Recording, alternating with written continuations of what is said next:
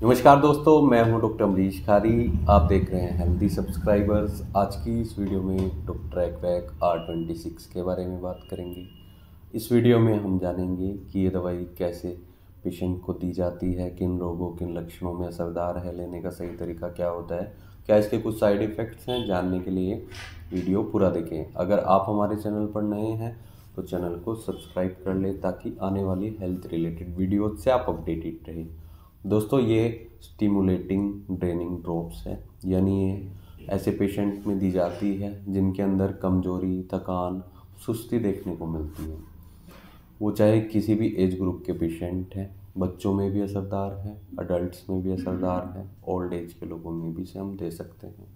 महिलाओं पुरुषों दोनों में इसे हम दे सकते हैं, क्योंकि इसमें कुछ खास कॉम्पोजिशन है होम्योपैथी दवाइयों का जो वर्क करती है किसी भी वीकनेस को दूर करने के लिए, किसी भी ट्रेनिंग, सुस्ती या थकान के लिए ये दवाइयाँ बहुत असर। कॉम्पोजिशन की बात करें तो पहली दवाई इसमें एसिड फोर्स डाली गई है। ये दवाई किसी भी जनरल वीकनेस के लिए पेशेंट को दी जाती है। अगर लिम्स में हैवीनेस देखने को मिलता है, नमनेस देखने को मिलती है, तो ये ऐसे केस में बहुत इफ़ेक्टिव रहती है।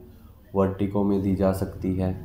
ये दवाई बहुत इफ़ेक्टिव रहती है, ख़ासतौर पर पुरुषों में जिन लोगों में नर्वस एक्सॉशन की शिकायत हो, नर्वस वीकनेस की शिकायत हो, नसों की कमज़ोरी हो, जिसके कारण पेशेंट को मेल सेक्सुअल डिजीज़ का भी सामना करना पड़ रहा हो, तो ऐसे केस में भी ये दवाई बहुत असरदार रहती है। पहली दवाई इसमें एसिडम नाइट्रिकम डाली गई है। दवाई ऐसे केस में दी जाती है जहाँ पेशेंट को घबराहट की शिकायत हो, पैल्पिटेशन रहती हो, छोटे से काम में भी पेशेंट को घबराहट रहती हो, या फिर सुबह के समय पेशेंट को घबराहट रहती हो, ठंड लगती हो, है ना। ऐसे केस में एसिडम नाइट्रिकम बहुत इफेक्टिव रहती है, नर्वस वीकनेस को दूर करती है। ट्रेनिंग के लिए दवाई दी जाती है। दो दवाइयाँ इसमें अच्छी डाली गई हैं, जैसे कैलकेरिया जोट और फेरम जोट। ये दवाई बहुत इफेक्टिव रहती हैं, सर्कुलेशन को सही करती हैं। अगर पेशेंट को सिर दर्द की शिकायत है तो उसमें राहत देती हैं।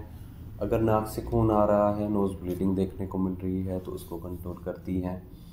ये दवाइयाँ बहुत असरदार रहती हैं कमज़ोरी को दूर करने के लिए, किसी भी तरीके की कमज़ोरी को दूर करती हैं, ब्लड सर्कुलेशन को सही करती हैं। पल्स अगर इरेगुलर रह रही है तो उसको भी ठीक करती हैं। पेशेंट का अगर पेट भी खराब रह रहा है तो उसको भी ठीक करती हैं।